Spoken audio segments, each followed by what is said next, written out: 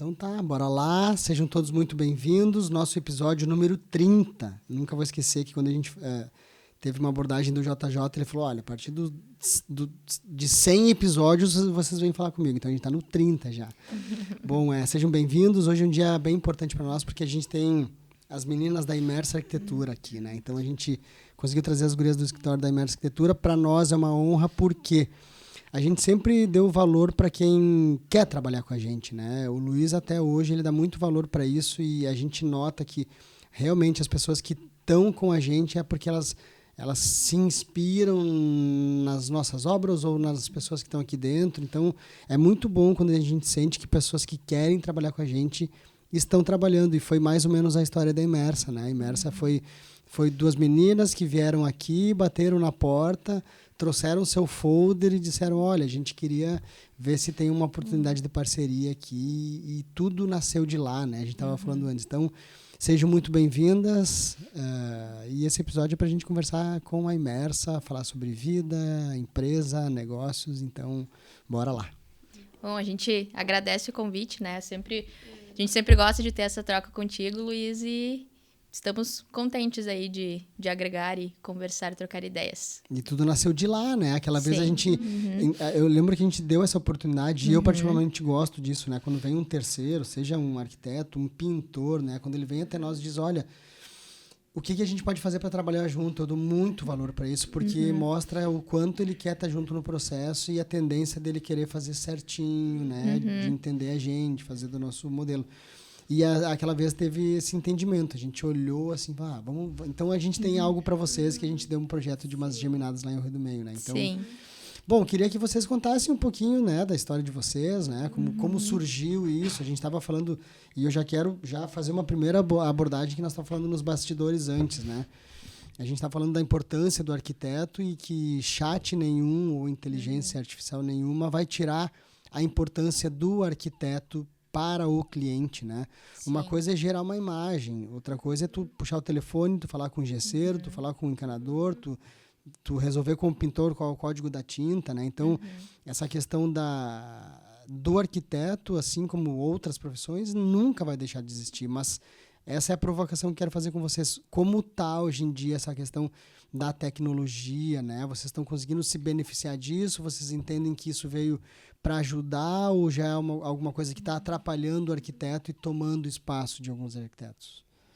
Por hora, a gente não nota que está tirando o nosso espaço. Assim, a gente tem coisas que ajudam a otimizar, que pode ser que ajuda a melhorar uma imagem, assim, mas tem essas questões que nem tu comentou, né? Questão de ligar para o gesseiro, tirar dúvidas, porque o nosso trabalho envolve que nem quando for fazer um projeto arquitetônico, tu escolhe cor de casa, cor a pedra e tudo mais, mas também no interno tu vai lá, às vezes o cliente nos pede qual a cor do ralo ali, do acabamento do ralo que ele vai usar. Então é uma coisa que é muito complexa, assim, de pensar que vai ter alguém, um chat ou uma inteligência artificial que vai nos substituir nesses pontos. A gente acha, assim, que a gente tem que usar, então, a nosso favor, mas tem certas coisas que, tipo, a gente tem que se valorizar também, né? Porque as coisas acontecem, a gente tá lidando com o sonho do cliente, então, nada melhor do que nós estarmos ali para ele ver o nosso rosto, né? Ter toda essa experiência com a gente, para tornar também aquele sonho realidade, assim.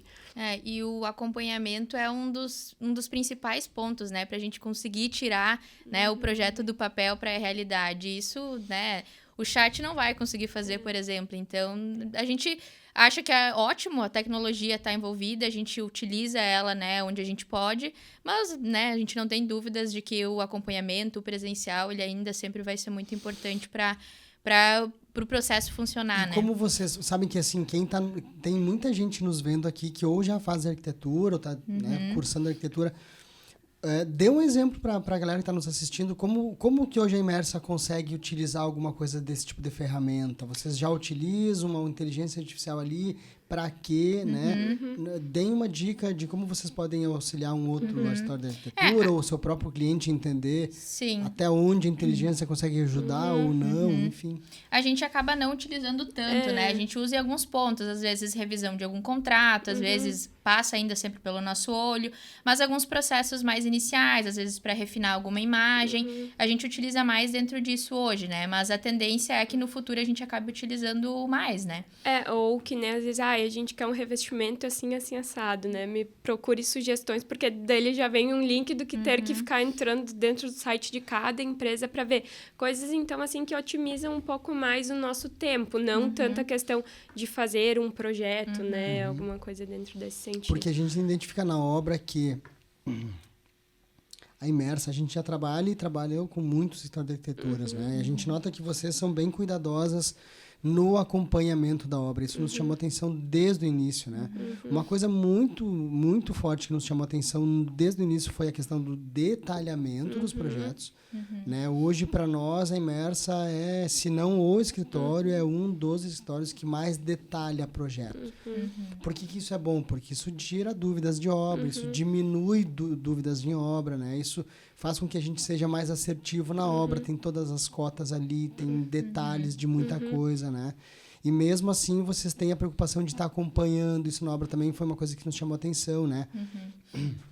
Então, ali puxando treina de tudo, né? Eu nunca vou esquecer uma caixinha de tomadinha que estava 2, 3 milímetros fora ali, foi uma questão de um dos mestres nosso. Pô, essas arquitetas vêm aqui e conferem tudo, e eu não vou mexer nessa caixinha por causa de 1 centímetro. Eu disse, cara, mexe. Mexe, porque esse é o trabalho que eu espero delas também, né? E se elas não conseguirem nos corrigir, a gente vai estar entregando coisa que, depois de pronto, esse 1 centímetro ele vai fazer alguma diferença no móvel ali. Então, eu queria perguntar para vocês, da onde veio essa necessidade de realmente detalhar bastante projeto e acompanhar a obra? Isso, na cabeça de vocês, faz com que ganhe tempo? É uma questão profissional mesmo, de destoar no mercado, enfim? Eu acho que é um pouco que a gente também evita que tenham grandes surpresas, grandes problemas na obra, assim, porque no geral a gente não... Tipo, claro, já aconteceu problemas durante a nossa carreira, mas a gente, tudo que a Fran faz, eu reviso tudo que eu faço, a Fran revisa também dentro do escritório. Então, antes de ir para a obra, ainda está super detalhado, mas conta com uma revisão interna muito detalhada, assim, né? E em obra também, a gente já aconteceu lá no início, às vezes, já aconteceu, tô há 10 anos e nunca vi alguém medir um móvel, né? Só que, tipo, a gente foi lá e mediu e aquele móvel estava errado. Aí, se a gente não passa isso, o nosso cliente não vai estar recebendo o melhor da gente, o que a gente prometeu para ele. Então, a gente... acho que a gente pensou assim, né? Foi fazendo e foi vendo que estava dando certo. Porque os nossos detalhamentos, seja de interiores, seja executivo, eles são muito elogiados pelos profissionais. Tanto que tem muita informação, que é fácil de entender. Então, a gente acha que sim, isso é um diferencial. E também a gente vê que não nos gera tanto problema em obra de ter que estar resolvendo coisas que a gente não pensou na concepção, né, Fran? E realmente é uma etapa que a gente se dedica bastante ali no escritório, né? Fazer um bom executivo. E a gente sempre pensa também em fazer um executivo que, embora ele tenha as informações, que sejam informações relevantes para quem vai estar executando ou para quem vai estar orçando, né? Então, a gente também gosta de deixar meio separado itens para facilitar. Por exemplo, a gente já tem um cronograma ali, né? E tem tudo organizado, os processos e o que a gente vai incluir naquele detalhamento. Então, tá fazendo detalhamento de esquadrias. Tem gente que vai fazer no próprio arquitetônico. O profissional que vai estar orçando, ele pode pegar o arquitetônico, pode olhar ali e vai ter as medidas. Mas a gente sabe que é muito mais fácil a gente ter um detalhamento separado das esquadrias, ter um quantitativo, porque na época, quando a gente fazia os orçamentos, às vezes a gente tinha que fazer essas conferências. E se a gente tem uma planilha com aquilo ali listado, isso facilita muito o processo, né? Então, acho que a gente sempre pensa de forma que a gente consiga entregar o melhor. E o detalhamento, ele é uma forma da gente documentar tudo que a gente pensou, né, em todo o processo, tudo que a gente aprovou com o cliente e, através da obra e através do acompanhamento, transformar, né, aquele sonho em realidade. Então, fazer esses acompanhamentos também é muito importante, porque mesmo que o projeto seja muito bem detalhado, a gente sabe que tem pontos que sempre vão surgir dúvidas em obra, ou às vezes a gente precisa trocar ideia, né, para executar aquele detalhe diferente da melhor forma. Então, a gente gosta muito de ir na obra para isso também, para a gente se certificar que o que a gente pensou está sendo executado, né? E também a gente tem um detalhe ali, mas a gente não é aquela coisa engessada que eu não posso conversar com o pedreiro e ele me dizer, olha, a gente executou assim, fica mais fácil dessa forma, vai ter a mesma estética que vocês pensaram, tudo certo, mas o bom da gente ter aquilo ali documentado é para que a gente esteja lá na obra e também saiba o que está vendo. Olha, a gente pensou dessa forma, mas vamos manter assim? Não, vamos então adotar a ideia que foi sugerida aqui, né? E caso a gente ache um erro, que a gente consiga corrigir isso ainda numa etapa que não vai gerar um grande custo, do que lá atrás, né, ver que tem um erro, né? Essa questão da medição, por exemplo, são pontos que a gente acha, assim, muito importante, né? Elétrico, hidrossanitário. Pô, se tu fez um banheiro, se é um banheiro mais compacto, 10 centímetros num deslocamento de um vaso faz diferença. Ele pode ficar muito próximo do box, ou depois ali tu vai ter que ajustar alguma coisa na tapia. Então, são pontos que não adianta. A gente acha que é importante fazer essa conferência para evitar problemas futuros, né? E já nos aconteceu, assim, em casas menores, então, que eram construtores, esses pedreiros que não têm tanta instrução, que os banheiros, eles... 2 vezes aconteceu que os banheiros, eles estavam gigantes fora do que a gente tinha previsto, e, tipo, aquilo fez falta nos quartos, né? Daí a gente vai lá, a parede tá erguida, mas a gente, olha, infelizmente, tem que refazer, tem que derrubar, é um custo a mais, só que a gente sabe que depois aquilo ali vai fazer falta no dia a dia do cliente. Para que eu vou ter um banheiro, um salão de festas, enquanto que ali o meu armário é muito apertado, sabe? Então, são coisas que a gente só consegue ver estando na obra, medindo, mas não é que a gente é inflexível também. Às vezes, tem um ponto ali que eles fizeram, um ponto de tomada que está 5 centímetros deslocado. Talvez a gente consiga ajustar o nosso móvel para isso, mas essa conferência que a gente gosta de fazer e está habituada já, para nós é de praxe, assim. E aí entra a questão do crescimento, né, Gurias? Porque, assim, nós estávamos falando antes, né, de crescimento de empresa, estagiário ou não. Isso passa pela cabeça de vocês, porque o que acontece, né? O escritório crescendo, talvez vocês percam a mão disso, né? Hoje eu sou muito tranquilo em falar que a Imersa é as 2 meninas ali e elas que cuidam de tudo. Então, a tendência das coisas saírem mais redondas. Mas a gente já passou por isso e o crescimento ele é inevitável, uma vez que vocês já estão tendo sucesso. E aí vai vir um estagiário, vai vir um outro estagiário. Vocês vão ter que estar delegando coisas ali para poder também pensar no cliente, fechar negócio. E talvez vocês perdem essa mão, né? Vocês já pensaram nisso? Isso é algo que impede vocês de querer dar um passo para frente, né? Montar um escritório maior, enfim. Isso passa pela cabeça de vocês? Porque me parece que é natural que isso ali na frente se perca, né? Eu mesmo, às vezes, não consigo estar todos os dias na obra. E eu sei que quando eu estava todos os dias na obra, as coisas aconteciam com menos desperdício, com mais velocidade, né? E tá tudo bem. Hoje a gente tem as nossas obras rodando de uma maneira normal, mas eu sei que se eu tivesse ali todos os dias ia ser diferente. Vocês também, daqui a pouco, já devem ter pensado nessa questão das dores do crescimento, né? Sim. Com certeza isso é um ponto que a gente pensa um pouco, né? A gente quer estar no controle de tudo e para nós delegar é um pouco difícil, assim. Mas a gente já vem treinando um pouco isso. Agora a gente também tem uma colaboradora, uma estagiária, então a gente já está entendendo um pouco como que funciona esse processo, né? De também confiar e também entender que leva um pouco de tempo para ensinar e tá tudo bem, né? E que é um processo. Então, eu acho que essa questão, né? Talvez no futuro a gente não consiga estar tão presentes, mas eu acho que então a ideia é a gente conseguir treinar, né?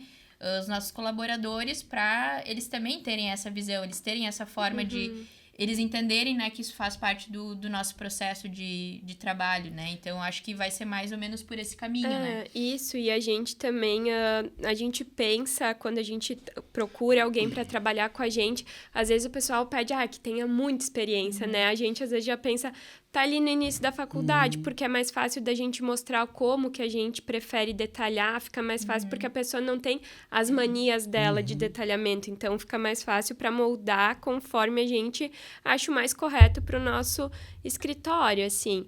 E tem coisas que, então, com essa nossa colaboradora, a gente consegue explicar para ela, a gente vai vendo que vai tendo uma evolução, assim. No primeiro detalhamento não tinha, mas no segundo, então, ela já pensou que ela tinha que colocar ali, né? E a gente sempre comenta, às vezes a gente precisa ficar revisando, né? Mas é melhor estar ali, pronto, para revisar, do que nós termos que fazer tudo ao invés de poder estar criando, estar em obra, estar resolvendo outras coisas que dependem muito mais da gente, assim, da nossa revisão, da nossa criação, porque o projeto é muito a cara da Mayra e da Fran, assim, da Imersa em si, né? Isso eu acho que é um pouco mais difícil de terceirizar do que um detalhamento. Eu também prefiro, a gente também prefere pegar uma galera um pouco mais sem vícios e mais nova, claro que a gente perde mais tempo, tem que pegar mais pela mão ali, mas a tendência de aderir a processo, entender cultura, ela é muito maior. Quando a gente fala nessa questão de acompanhamento de obra, de ponto, né, se um ponto tá certo ou tá errado, eu queria que a gente falasse, queria que vocês falassem um pouco da importância de fazer o projeto de interiores. Na cabeça de vocês, essa questão, ponto número 1, né? Fazer o projeto de interiores durante o projeto ali ou fazer isso depois.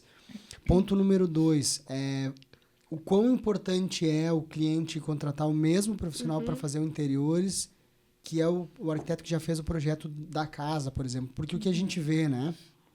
Às vezes acontece. Nós estamos executando a obra em Gemori, ela erra também, como todo mundo. Então, a gente errou um ponto de uma saída de um vaso, por exemplo. E aí, a gente errou esse ponto, depois do vaso colocado, ele ficou meio torto ali, né? Então, esses dias aconteceu isso de um ponto de um vaso ter ficado realmente um pouco deslocado ali. E aí, eu fiz essa pergunta, porque tinha um arquiteto que tinha feito todo o projeto de arquitetônico, corte, fachada e tudo. E aí o cliente contratou um outro arquiteto para fazer o projeto de interiores. E aí ficou essa questão, né? Eu até perguntei, a gente cometeu um erro aqui, mas quem deveria ter conferido, né? Sim. E aí nenhum dos escritórios, eu, né? Então, o arquiteto que fez o projeto geral da casa, ele, não fui eu que fiz interiores. O arquiteto fez interiores, não fui eu que fiz o estereograma da hidráulica. Então, ficou até assim, pra gente... Ficou meio assim, então para quem a gente pede para conferir os pontos antes de colocar um azulejo, né? Sim. Então eu queria que vocês entrassem na questão da importância do projeto de interiores, quando se fazer isso e de preferência com quem fazer o projeto de interiores. Sim. Quando a gente... hoje, né, geralmente a gente acaba fazendo o arquitetônico e faz os interiores também. Isso é muito legal porque a casa ela fica redondinha, né? Que a gente... Quando a gente faz o arquitetônico, né, a gente já tem muito esse olhar também de como que vai organizar internamente, como que vai ser. E quando a gente consegue fazer juntos, né, essas duas coisas, elas conversam muito, muito melhor, né? E fazer isso antes da obra ou no processo bem inicial da obra, com certeza evita, né, erros, evita retrabalhos e ajuda também até no cronograma da obra, né? Definições, detalhes. Tem muitos detalhes que a gente só vai conseguir definir a partir de um projeto de interiores, né? Por exemplo, uma distribuição de uma cozinha. No arquitetônico, tu vai ali organizar, né? Aqui vai estar a geladeira, aqui vai estar a cuba, aqui vai estar o fogão. Mas nada te impede de depois nos interiores, se tu quiser mudar aquela distribuição, tu tem essa possibilidade, porque tu vai pensar ali, né, com um pouco mais de... indo mais dentro do detalhe, né? Então, vai ter uma lava-louças, não vai. E aí, isso a gente consegue adaptar nos interiores, né? Passar isso para a obra, como a obra ainda vai estar né, muito cedo ali, mal iniciando, né? A questão das paredes, né? Ela não vai estar tão evoluída, a gente ainda consegue fazer essas adaptações, né? De elétrica, de hidro, que tá tudo, né? Tudo se interliga. Então, sem sombra de dúvidas, faz muita diferença, né? Essas duas coisas estarem conectadas. E... ou mesmo profissional, né? Acho que facilita muito a questão da compatibilização dessas coisas, né?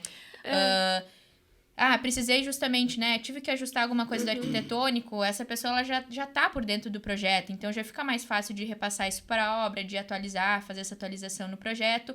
Sem falar também na questão de revestimentos, né? Gerais, quantitativos dessas coisas, né? Bom, no arquitetônico eu já tenho ali uma planilha base de quantitativos de revestimentos, mas eu não tenho os revestimentos internos definidos, porque isso é uma definição de projeto de interiores. Então, bom, quando eu fizer o projeto de interiores, eu vou ter um profissional que vai me ajudar a fazer essas escolhas, né?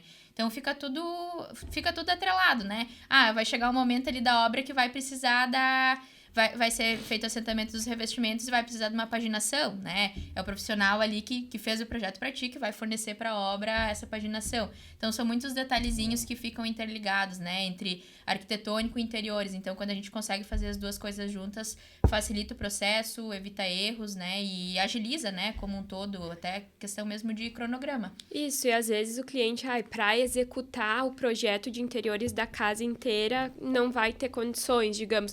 Mas já ter o projeto facilita em função dessas questões todas que a Fran falou. Os pontos, a parte de infraestrutura que envolve a alvenaria, tudo vai estar ali bem definidinho. Enquanto que se deixar para fazer depois, vai ficar um pouco mais restrito, ou vai ter que fazer uma quebra de parede, alguma coisa assim, que não faz tanto sentido, ainda mais sendo uma casa nova, né, um apartamento novo. Então, o projeto de interiores sempre vem bem para o cliente, porque ele também consegue visualizar como que vai ficar toda a casa dele, né? Vai visualizar os materiais, a organização.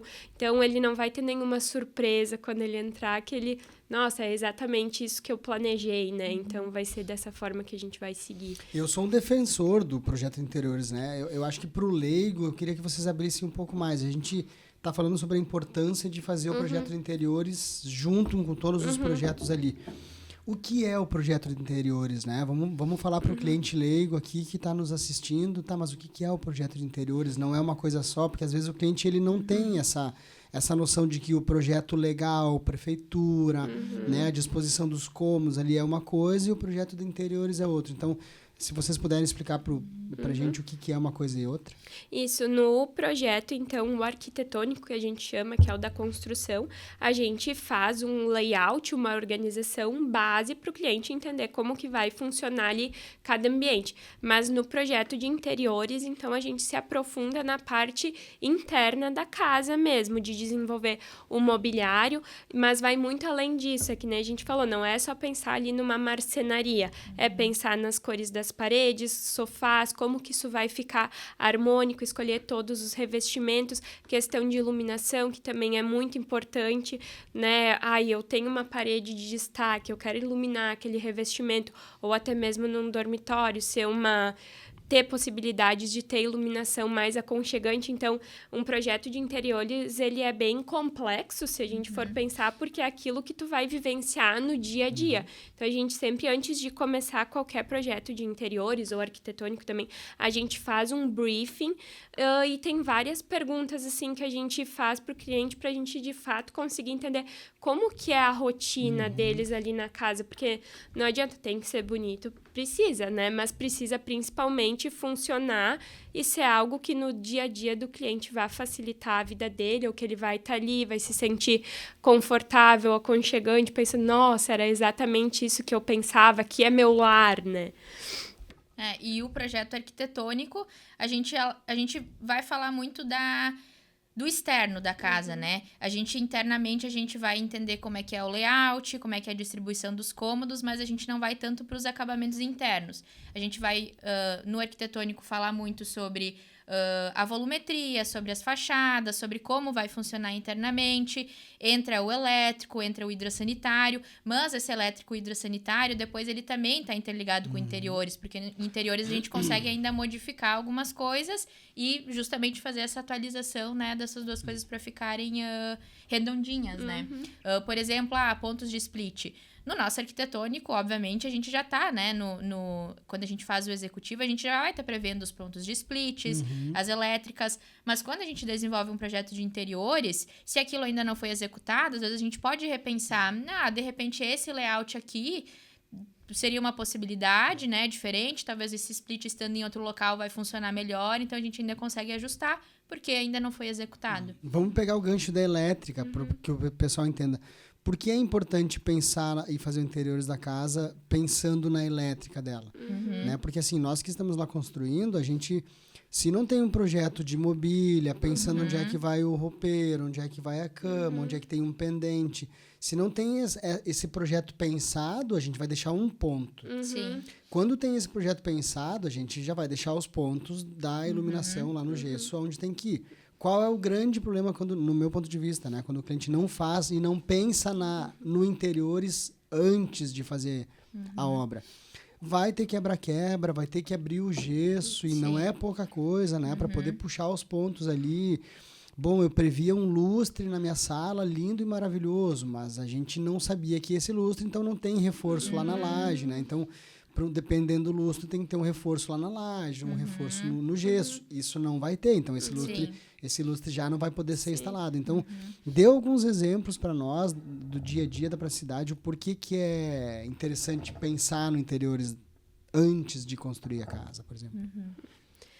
E a gente nota também que muitas pessoas, quando vão reformar, se frustram em relação a isso, porque eles olham referências, pensam, nossa, dá para fazer isso, isso, isso, só que tu chega ali para fazer, não dá realmente, né? Porque a infraestrutura pensada lá no início não comporta o que o cliente Que é interiores, isso, né? Exatamente. Então, essa questão que tu comentou de iluminação do gesso é super importante, porque que nem num dormitório, vamos supor, a gente tem uma cabeceira que ela pode ser iluminada, tem um cortineiro que ele pode ser iluminado, tem a iluminação geral, então isso tudo a gente precisa prever também teclas, interruptores separados, porque aí ele vai estar ali assistindo, talvez, tem gente que gosta de ter TV no quarto, vai estar assistindo uma TV que é uma luz, então, mais baixinha, mais aconchegante, para relaxar, ou tem outro momento, tá ali organizando o quarto, precisa da iluminação geral, então, precisa se pensar todos esses detalhes de como que vai funcionar,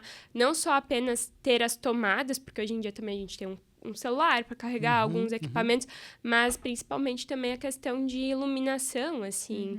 E esse ponto da elétrica, ele entra muito também em cozinha, por exemplo, né? Onde eu vou colocar o meu forno, onde eu vou colocar meu micro-ondas. E o cooktop, ele vai ser um cooktop de indução ou vai ser convencional? Porque de indução a gente já precisa de uma fiação diferente, a gente já tem que deixar isso em obra. Ou a posição da coifa, se vai ser uma coifa em ilha, eu preciso prever isso antes de entrar com o gesso, né? E se eu deixo para fazer isso depois, tu vai ter que abrir teu gesso, tu vai ter que abrir tua laje, dependendo, né? Nem vai conseguir fazer. Então, são esses detalhezinhos que fazem, né, toda a diferença. Se a gente consegue prever isso antes, fica muito mais... Vai ter um ponto de água na geladeira ou não? Exatamente. Gente, assim, Sim. não tem como, né? Não tem como o arquiteto fazer um detalhamento de hidráulica e elétrica sem fazer o projeto de interiores. Não Sim. tem como, porque essas questões, elas vão... Quando tu tá perguntando isso pro cliente, mas a ilha vai aonde? Vai ter o fogão de indução ou não?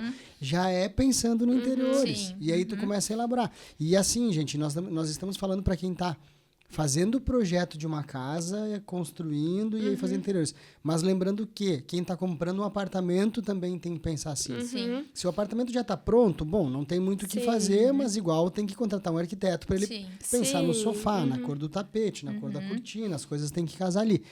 Mas muito mais para quem está comprando um apartamento na planta, gente, dá para interagir com a construtora, né? Então vocês podem contratar sim um escritório de arquitetura e já ao decorrer da obra ali, junto com a construtora, e pensando nesse apartamento. E aí tu consegue interferir, olha, construtora, eu preciso que esse ponto de água seja aqui.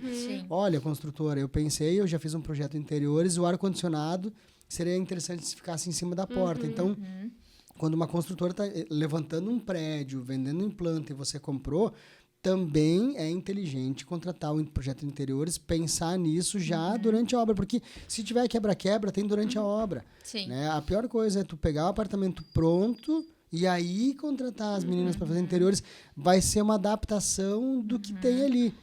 Mas tem que mexer em toda essa parede, daí quando o cliente começa, não, então deixa assim, não mexe.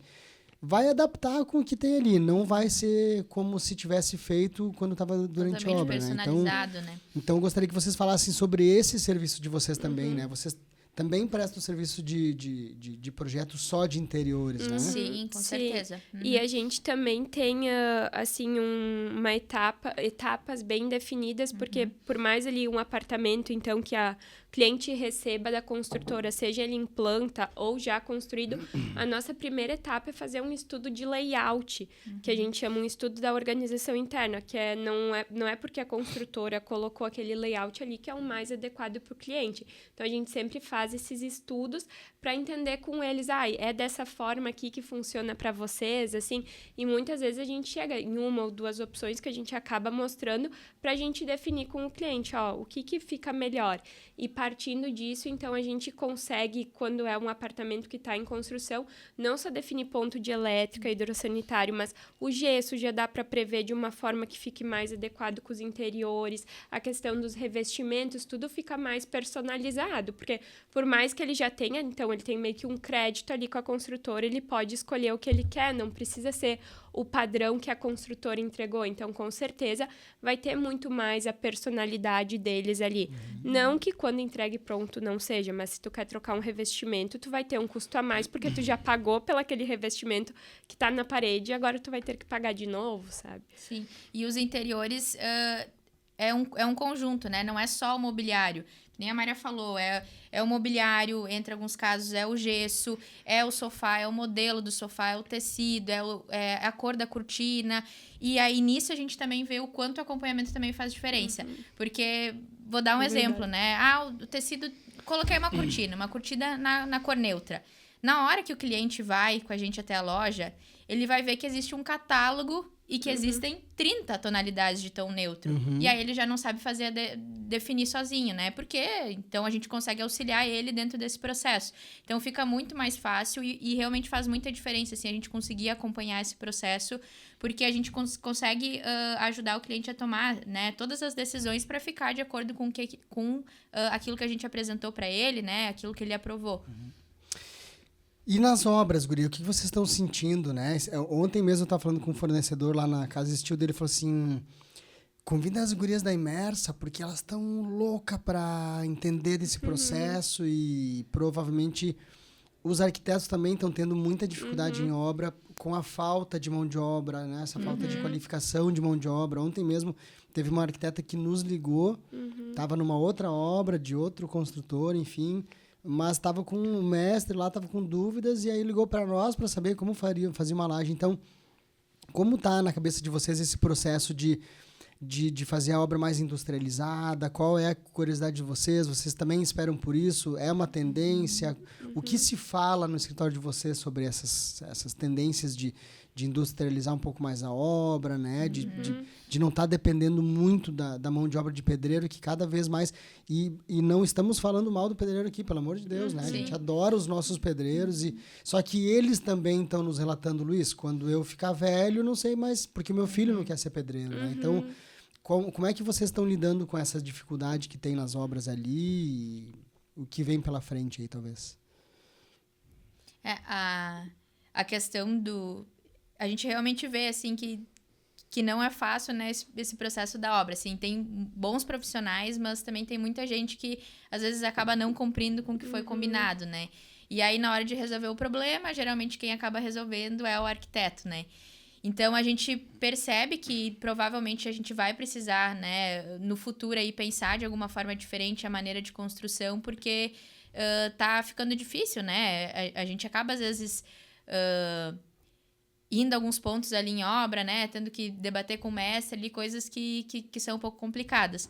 E a questão do steel frame é a gente tem muita curiosidade mesmo, assim, para saber como que vai ser, né? Se aqui na nossa região o pessoal vai aceitar... Mas, né, só o fato, né, de ser uma construção mais limpa, uma construção mais rápida, ao nosso ver, é um grande ponto positivo, né? Então, é uma curiosidade que a gente tem também, que a gente tenha, né, clientes que queiram fazer steel frame pra gente conseguir acompanhar esse processo, né, mais de perto. Isso, que é um pouco do que a gente conversou contigo, Calô, semana passada, acho que na obra, pensando se é possível executar um projeto como no de alvenaria, se precisa muitas adaptações, assim, porque é que nem a Fran falou, né, a questão de ser mais limpo, tudo fica mais bonito, não é aquela coisa que tu vai lá na obra, daí tem aquelas escoras acontecendo, daí tira a madeira, parece que tá tudo uma bagunça, que o cliente vai lá e fica, tipo, meio assustado, assim. Acho que na de steel frame tu consegue ver logo tudo mais bonitinho, mais tomando uma cara de lar, e sem falar também em questão de execução, assim, né, o tempo, a viabilidade de tudo isso em relação a construção convencional que a gente vê já tá há muitos anos, assim, né? Parece que, tipo, a gente já evoluiu bastante, mas tem sistemas mais inteligentes no mercado que poderiam facilitar muitas coisas. Porque a gente imagina que o cliente de vocês também quer isso, né? A gente imagina muito que o cliente de vocês quer a rapidez. Sim. Ele quer a limpeza. Então, vamos lá, né? Vocês vão fazer uma adaptação num consultório médico, vocês vão fazer uma ampliação lá no consultório do dentista. Não se usa tijolo, né? O pessoal já está indo para uma obra mais seca, né? Um acartonado, uma divisória. Então, essa é a ideia da industrialização do steel frame. Claro que é um material mais robusto, é um perfil mais pesado, mais engenheirado. Mas a ideia é essa, né? Que a coisa seja mais rápida, que ela seja mais limpa, que ela seja mais sustentável, né? Às vezes eu digo, bom, o dono o cara do tijolo que fique bravo comigo, né? Mas assim, a areia, o tijolo, o cal, a escora, a madeira. Se a gente conseguir deixar de utilizar isso tudo, vai ser um grande ganho também para a humanidade, porque são tudo recursos naturais. A madeira, vocês não têm ideia do quanto a gente gasta de madeira. E ao frigir dos ovos ali, ela vai fora. Ela vai ser queimada. Né? E a gente sabe o quanto demora para crescer uma árvore, produzir isso tudo. Né? Então, a questão do uso de água, né? A gente tem um dado que, por exemplo, numa obra convencional, se utiliza 500 litros de água por metro quadrado. Né? Desde a confecção do pincel, da tinta, do tijolo, né? Fazer a massa ali. São 500 litros por metro quadrado de água numa obra convencional. Enquanto que numa obra mais a seco, são 5 litros de água por metro quadrado. Então, é uma obra que realmente ela não precisa desses recursos naturais ali, sem contar o tempo, né? Então, para uma empresa, se ela vai operar em 6 meses ou em 3 meses, poxa, vamos para 3 meses. Mesmo que seja mais caro construir.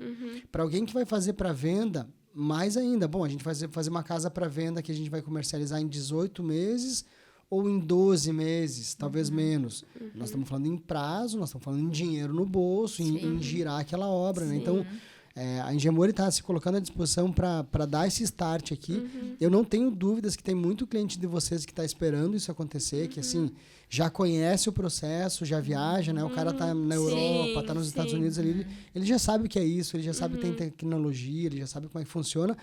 E na minha cabeça, eu não tenho dúvida, e já está aparecendo gente que... Luiz, enquanto as casas eram feitas de tijolos, a gente não queria fazer nossa casa. Vamos lá, a Engemori vai continuar fazendo obra convencional. Eu acho que no Brasil vai demorar décadas ainda para a gente trocar o tijolo, digamos assim, por outro material. Né? A Engemori continua fazendo obras convencionais com tijolo, mas a nossa ideia realmente é colocar à disposição do cliente de vocês esse processo construtivo, né? Então, para mim é muito importante, mais do que a venda da casa, mais do que qualquer outra coisa de que o negócio dê certo, é muito mais importante para nós que vocês, arquitetos, entendam esse processo. Visitem essa obra, vão o dia que quiserem, vão todos os dias lá, para vocês entenderem esse processo, ver os benefícios e conseguir trazer o cliente para isso. Sim. Né? Então, o nosso grande objetivo mesmo é, com o arquiteto, essa didática lá na obra. Né? Então, tá gerando conteúdo e mostrando como se faz, né? O nosso objetivo lá nessa casa em steel frame vai ser muito mais como, né? Como faz isso, como faz tal coisa, como levanta as paredes, né? Como diminui a umidade na casa, como aumenta o conforto térmico, né? Como a gente ganha velocidade nisso, assertividade, desperdício, né? Tu não tem, né? A gente consegue calcular hoje quantos 1000 parafusos vão na obra.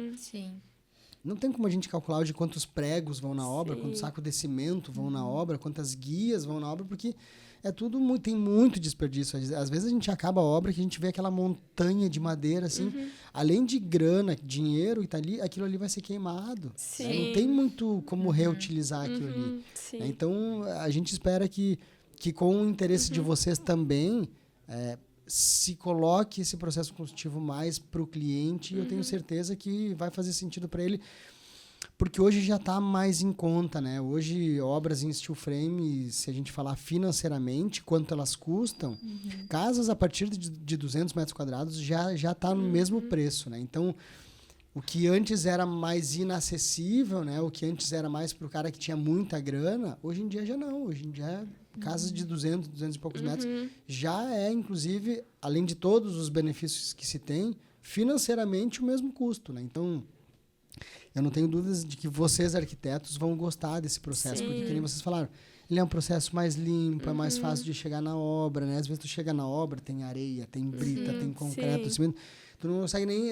Eu já vi arquiteto que não conseguiu nem entrar na obra. Né? Então, a nossa ideia lá é que vocês vejam esse processo, que vocês entendam desse processo, que vocês comprem essa briga, que você seja um braço da Engemore lá, para a gente poder difundir isso, né? Sim. Eu estava ontem falando com o Daniel Berga, que é um cara que está fazendo também 6 casas lá no condomínio da Brasil ao Cubo, casas para vender, casas modulares. Sim. E a gente está falando, olha, a gente tem que... Nós temos que defender essa ideia. Se a tua casa ela é modular de um jeito, se a minha é modular de outro...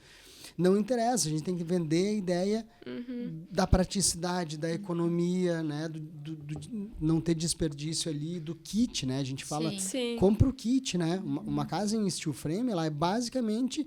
Claro que tem toda a engenharia, tem todas as fundações ali, mas ela é basicamente um grande kit. Que quase que tu monta ela. Claro que tem azulejista, tem pintor, tem gesseiro, tem muita coisa artesanal ali ainda. Mas as paredes, elas vão estar sempre retas, alinhadas, perfeitas, não tem erro, né? Às vezes a gente vai na obra e acha um erro de 1 centímetro, 2, 5, 15, né? Num quarto. Ali não tem, ali vem tudo pronto, né? Então, queria também ver com vocês e perguntar qual é a expectativa disso tudo. E quais são as dificuldades que estão tendo na construção convencional, né? Então... Uma curiosidade que eu tenho é realmente nessas paredes internas, assim, como que funciona? Porque hoje a gente está trabalhando num corporativo que são tudo obra, as divisórias de gesso acartonado. E daí, para fixar os móveis, tem que estar prevendo horrores de reforços que, tipo, daí a gente fica assim, sabe? Será que daí valeu a pena fazer no Claro, que é o que a gente tá mais acostumado aqui na região ainda, né? A parede ser ou na alvenaria ou então em gesso acartonado que tem o perfilado. Então, uma curiosidade que eu tenho é para ver como que isso vai funcionar também, como é algo estrutural, né? Acredito que nas não casas, vai ter... como no drywall, na divisória normal de gesso acartonado, como o perfil é um perfil bem fraquinho, tu não consegue trocar muita placa. O que acontece nas casas quando é em steel frame e perfil engenheirado mesmo? Aí tu troca a placa. Então, na área molhada ou aonde está previsto, isso que é legal, né? Inclusive interiores. Aonde tem uma área molhada é outra placa. Aonde já está previsto que tem alguns quadros, já é outra placa. Mas, assim, a placa que a gente vai utilizar na obra, a placa mais comum que a gente vai utilizar, ela suporta 50 quilos numa carga pontual. Então, se tu botar ali um parafuso e botar um saco de cimento pendurado no parafuso, ele suporta. Então, eu fico imaginando que não tenha nenhum quadro de 50 quilos, nenhuma televisão de 50 quilos, né? Então, a gente vai ter que desmistificar, porque a gente vê, às vezes, lá no Domingão do Faustão, o cara enfiando a cabeça para dentro da parede. Não é assim, né? Claro que nos Estados Unidos tem vários tipos de placa lá, e lá a galera mesmo, eles não olham para casa como um ativo, né? Tanto é que os caras compram a casa igual do vizinho, que é igual do vizinho, ninguém dá bola. Aqui no Brasil, todo mundo quer a sua casa bem diferente, bem pensada. Mas ali, essa questão de suportar uma carga ou de uma área molhada, tu troca a placa. Em vez de ser a placa cinza, é a placa verde ou é a placa rosa. Então, de acordo com o que vai, uma área molhada já vai ser emplacado com aquela placa rosa. Aqui a gente já sabe que vai ir um split, sei lá, algum peso aqui, já trabalha com aquela placa ali, uma placa mais resistente. Por quê? Porque o perfil suporta aquela placa mais resistente. Aonde no drywall o perfil não suporta muito. É aquela plaquinha ali, fininha, e não tem muito o que inventar, né? E eu acho que um ponto legal, né, é a questão de acústica e térmica, né, do steel frame, que é um pouco mais fácil de personalizar comparado Como é que a tá a casa de vocês no inverno agora, né? Gelada. Não, gelada e toda mofada. A minha Sim. empregada estava lá no apartamento hoje e as paredes estão com pontos Sim. pretos de umidade nas paredes, no guarda-roupa, né? Sim, a gente passa um paninho ali, dá uma semana, já Volta de começa de Por novo. quê? Porque o tijolo não respira, né? Sim. Então, quando a gente fala no steel frame, que é uma casa com tecnologia, a parede respira. Sim. Ela foi pensada para respirar, então ela tem as suas transferências de calor, ela não deixa passar umidade, né? Ela repele isso tudo. O próprio acartonado que tem dentro, ele é um acartonado de gesso, então ele também tem um componente de água dentro, então ele acaba repelindo e não trazendo isso para dentro da casa. Então, Sim. a questão da umidade é ridículo, porque tu toma banho agora e tu abre a janelinha, daqui a 10, 15 minutos não tem mais umidade nem no banheiro. Sim. Enquanto hoje nas nossas casas a gente toma banho de noite, no outro dia de meio-dia o banheiro tá pingando ainda. Por quê? Porque a parede não foi pensada, o tijolo não vai respirar, né? Então no steel frame, a parede, além dela respirar e controlar essa questão de umidade, ela controla a questão de temperatura também, né? Então tu trabalha com uma lã de vidro, uma lã de rocha, mais espessa, menos espessa, tu consegue realmente controlar o conforto térmico e acústico das casas ali dentro com a lã. Sim, é uma coisa que a gente comenta, assim, é incrível como aqui no Rio Grande do Sul a gente tem tanto um calor extremo quanto um frio extremo e as nossas casas, elas não são pensadas para isso, é a alvenaria convencional. Pro inverno a gente vai ter uma lareira, hoje tem as lareiras de alto desempenho, que daí já ajudam muito mais, e um split, assim, não é o pensar na Nem calefação construção, não tem. né? Nem calefação, e a Então, nossa região é muito úmida. Exatamente. Esses dias eu estava falando com a Tina, que mora numa casa em steel frame, ela falou, Luiz, a gente mora na casa há 4 anos, nos últimos 4 anos ninguém teve problema respiratório. Ninguém teve uma gripe, uma rinite, um resfriado, e eu noto pela gente agora no inverno. Eu fico muito tempo sem ter rinite. No inverno, cada pouco tem rinite, mas daí tu olha para a parede em casa ou para o teto em casa, ele tá preto.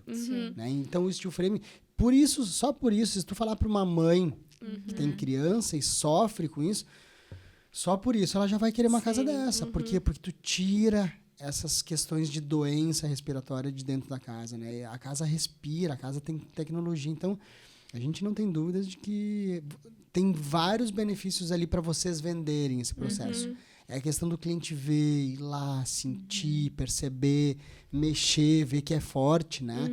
A gente fala da resistência. É mais também. resistente do que uma casa de tijolo, né? Porque a gente já viu alguns ensaios onde a casa em steel frame se comportou e a casa de tijolo, ela meio que se quebrou, assim, né? O tijolo foi se fragmentando ali num terremoto, por exemplo.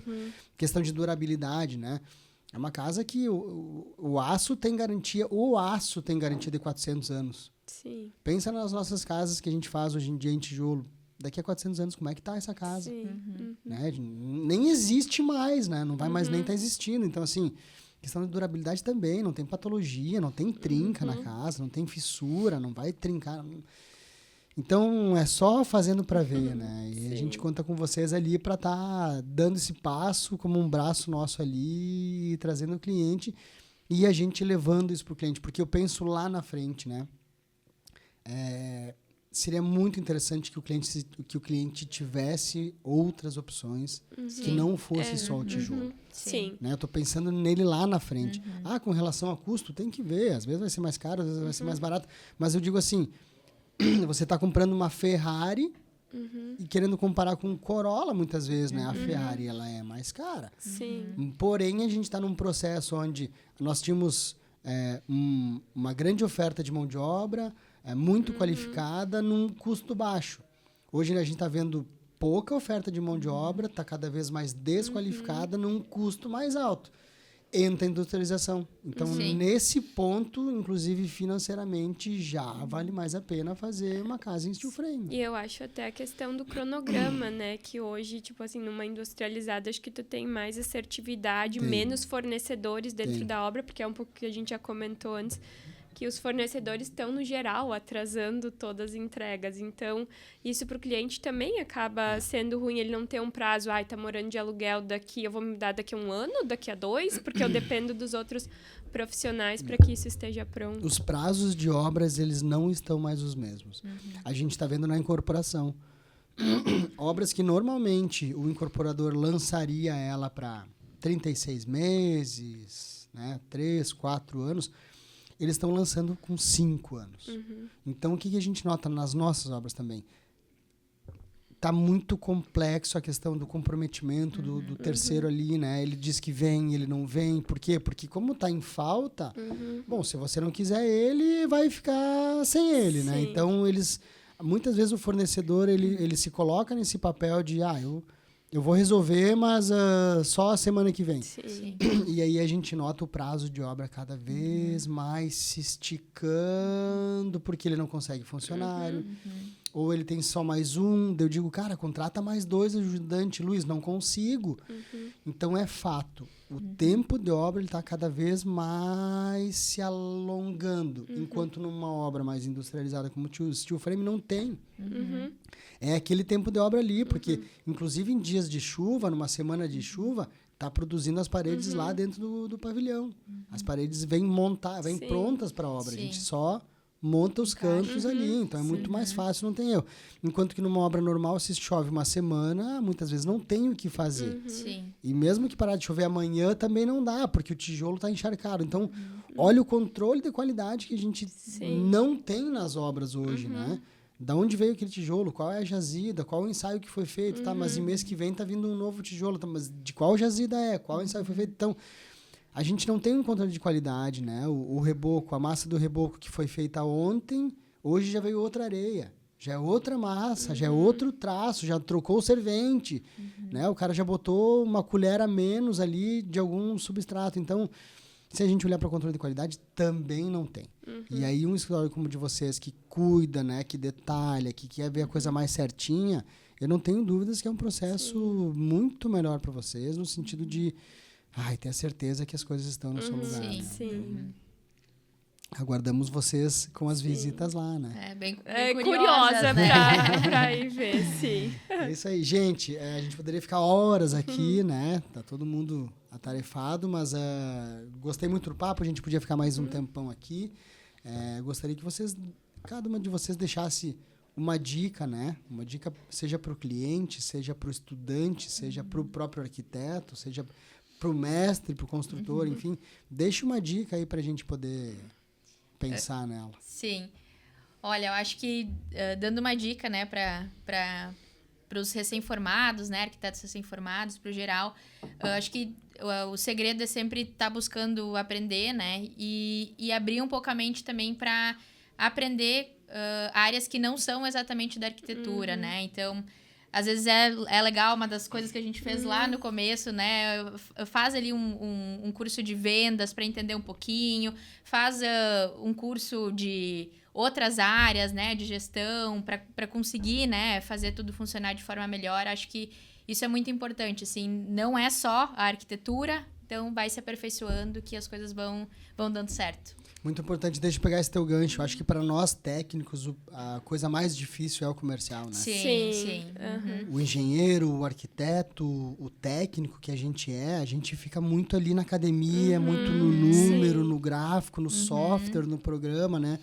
E a gente peca realmente na questão comercial. Então, nossa, o que tu falou aqui ele é muito válido, porque a gente tem esse déficit, né? A gente não sabe muitas vezes como vender um projeto de interiores junto, né? Às vezes é utilizar a técnica de venda e argumento para o cliente, argumento plausível, que faça com que ele entenda e ele incorpore esse projeto no processo dele ali. Então, é muito mais, às vezes, saber vender do que só projetar. E eu acho que nisso a gente técnico perde bastante, né? A gente tem que se aprimorar bastante nisso. Sim, é verdade. Enquanto que na faculdade a gente fica ali até de madrugada para ter o rigor, universalidade, não sei o que. A gente chega no mercado de trabalho, não sabe nem para onde correr, que nem quando a gente veio aqui na Engemori, a gente tá, mas a Engemori tem 10 anos de mercado, será que vai querer nos atender? Assim, a gente tem aquela insegurança, como é que a gente vai passar uma segurança de que, tipo, sim, a gente sabe fazer, né? E a gente, como tem o nosso próprio negócio, a gente precisa se vender, né, para estar fazendo com que tanto nós profissionais como nós, como né, nossa família cresça, porque tudo depende disso. Mas eu também quero dar uma dica para um cliente que está pensando em construir. Saiba que não é um processo assim tão rápido. Se quer construir daqui a 1 ano, já é hora de estar se programando ali. Quando vê se tem o terreno ou não, já vai atrás. Tem a questão de prefeitura aqui em Lajeado, demora ali em torno de 3 meses. Então, tem todo o prazo de projeto, de aprovação, dependendo se tem um financiamento também, demora ali uns 2 meses quando vê. Então, questão de organização mesmo, e a gente está lidando com um sonho, né? A gente sempre fala que a residência é um sonho, então não deixe para fazer as coisas tudo corrido, para ter que aprovar assim, vai dessa forma porque eu não tenho tempo. Então, com organização, o processo fica muito mais leve, porque a gente sabe que construção, como a gente já falou, né, pode ser que tenha um ou outro estresse, assim, mas a gente tenta tornar o processo mais leve possível. Então, a questão de se organizar, ter calma para resolver as coisas, vai deixar com que isso flua de uma forma muito mais agradável e feliz. Ontem a gente teve um cliente aqui que a gente fez essa reunião. A gente fez uma reunião de alinhamento de expectativas e gestão da ansiedade do cliente. E é muito legal fazer isso, eu gosto de fazer, porque eles mesmos relataram isso ontem, né? Nossa, a gente achou que ia ser muito mais rápido esse processo de fazer projeto, prefeitura, banco. E, na verdade, se passaram ali 4, 5 meses, né? Sim. É um processo... E que ainda foi um processo rápido dentro da realidade que a gente costuma ver, né? Foi um processo aí de, sei lá, 4 meses, um pouco mais. Mas demora esse tempo. Sim. Agora, por último, uma fala um pouco egóica, mas eu queria ouvir de vocês, né? Como está sendo e como é trabalhar com a Engemori no quesito, né? A gente sabe que tem essas dificuldades às vezes de estrutura, né? Tem construtores que têm pouca estrutura, pouco conhecimento, tem construtores que têm mais estrutura, mais conhecimento. Então, eu queria que vocês também me relatassem aqui como está sendo trabalhar com a Engemori nas obras, além dos erros e das falhas que a gente comete também, né? Toda vez, né, que um cliente fecha com a Engemori, a gente fica bem contente, assim, porque já é a Engemori nos passa a segurança, né, das obras que a gente já fez. A gente sabe que o processo foi um bom processo. Se ocorreram erros, pequenos erros, e a gente sempre conseguiu ajustar. Então, a gente fica muito feliz, a gente fica mais tranquila, a gente sabe que o processo ele vai acontecer, vai ser um bom processo do começo ao fim. E que a gente continue fazendo parcerias aí.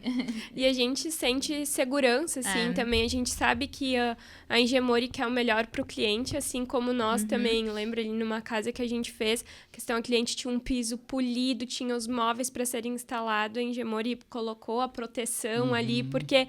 Então, é isso também, faz parte. A gente acaba falando de construção tudo como algo muito bruto, assim, né? Mas vai até lá no final da obra, antes de entrar o mobiliário. Então, a gente sabe que trabalhando com a Engemori, a gente tem toda essa segurança que eu falei, o cuidado, né? Da melhor entrega para o nosso cliente, que é isso que a gente tem. A limpeza da comum. obra. Exatamente, a organização. organização. Assim, vai lá... Cada pouco estão lá limpando, não quer ter aquela questão de madeira amontoada no meio ali que acaba, né? Tem obras que às vezes o arquiteto, né? Nós vamos lá visitar e quase não consegue caminhar, porque tem madeira, daí tem o prego, daí tem que cuidar. E geralmente nas obras da Engemori é tudo bem organizado. Isso é um detalhe que faz diferença. Mas tem ponto de melhoria, como todas têm. Mas a gente é muito grato em poder participar dessa jornada do arquiteto, porque, claro, tem muitos clientes que a gente indica e vocês pegam o cliente aqui, mas tem muito cliente que a gente vem executar a obra de vocês. Então, vocês são os primeiros a entrar e os últimos a sair. E a Engemori está no meio desse processo, né? Vocês são o primeiro a entrar, daí daqui a pouco entra a Engemori sai e vocês ainda estão lá com os móveis, a cortina. Então, a gente entende que enquanto a gente estiver ali desenvolvendo o produto, a gente tem que tentar fazer o melhor produto possível, não só para o cliente, mas para o arquiteto. Sim. Porque lá na frente ele vai sofrer com alguma coisa que não ficou bem feita ali. E a Engemori também tem coisas para acertar também. Bom, deixem o contato de vocês, aonde as pessoas encontram a Imersa Arquitetura, enfim. Sim, podem nos procurar no Instagram. O Instagram é Imersa Arquitetura. Lá a gente tem um pouco do nosso portfólio, tem o nosso contato, a gente fica à disposição aí. Geralmente a gente também costuma responder rápido e interagir com o pessoal. Isso, e nós trabalhamos então com projetos arquitetônicos, que envolve a construção de casa, projeto de interiores, tanto para a parte residencial, quanto comercial e corporativo, que a gente acabou não se estendendo muito, e vai ser um prazer atender a todos. Isso aí, Obrigada. as meninas a gente tem um ponto em comum que a gente é chato, né? Às vezes... Criteriosas, né? É o termo.